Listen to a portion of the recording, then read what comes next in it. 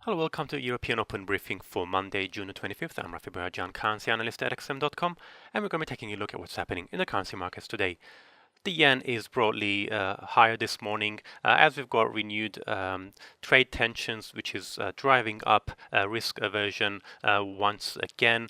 We're seeing stocks sharply lower. We saw big losses in Asia, and European bourses have also opened lower. In particular, Chinese stocks are being especially hurt by the increased trade protectionism by the United States. China has cut the reserve requirement ratio for banks in order to boost liquidity. So President Trump has threatened has threatened tariffs on European car imports, as well as measures restricting Chinese investment into the US. The euro, though, is holding on to most of its gains from Friday, when it was boosted by strong Eurozone PMI numbers. The pound is off highs, but fairly steady ahead of the EU summit later this week, where the UK government is hoping for progress on the Brexit talks. The Aussie and the Kiwi are being dampened by that risk-off mood, though. The Canadian dollar is also lower, although we did see a significant rebound by the loonie late on Friday. It had initially fallen to fresh one-year lows after some very poor Canadian data on inflation and retail sales, but then we saw a big surge in oil prices, and that boosted the Canadian dollar. Oil prices, we can see are fairly flat this morning. On Friday we saw a big surge. We had seen sharper losses earlier during the day, but now we're seeing oil prices starting to go back up again. So we're going to talk more about that output deal we saw on Friday in a minute. First, let's see the main moves. We can see oil prices turning positive, being on top of the biggest performer this morning. Dollar CAD is also one of the biggest gainers, whereas Euro Yen is one of the worst performers.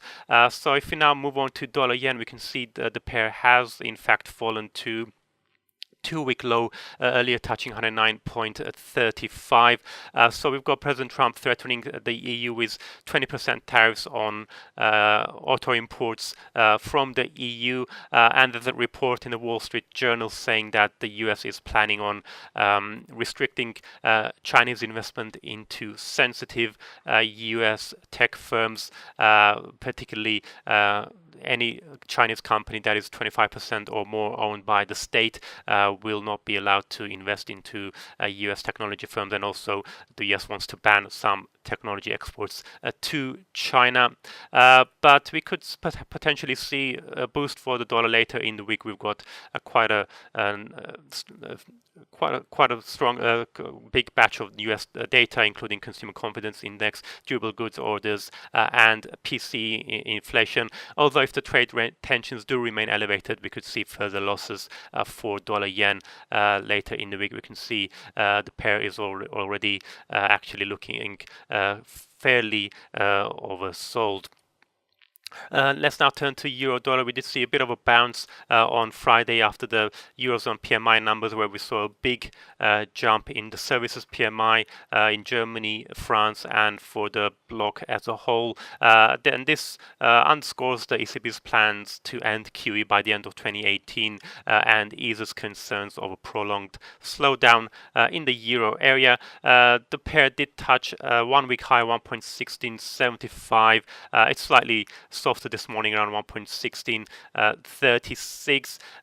We could potentially have trouble for Germany's coalition between the CDU, CSU, as Merkel failed to secure a deal on migrants with other EU leaders at a meeting over the weekend. So that's a condition on the coalition, junior coalition partners not going ahead with against her will in banning migrants from entering Germany that are coming from other EU states. At the moment, though, euro dollar is fairly steady. Oil prices, we can see that big jump in WTI on Friday after OPEC and non-OPEC countries agreed for a modest increase in production. But there was some confusion about the actual size of the increase. On Saturday, there was a press conference where they did give more details, saying that the actual increase will be 1 million barrels per day, a bit more than expected. Based on speculation on Friday, so that's why we're seeing oil prices retreat from those highs. Although now we're seeing a reversal of those losses and prices starting to go back up again, because even though they are saying they want to increase output by 1 million, there are doubts whether this can be achieved, given that most OPEC members are already producing near capacity. It's going to be fairly quiet for the rest of the day. The main focus will be on German IFO survey data. That's it from me. Thank you very much for watching and have a great day.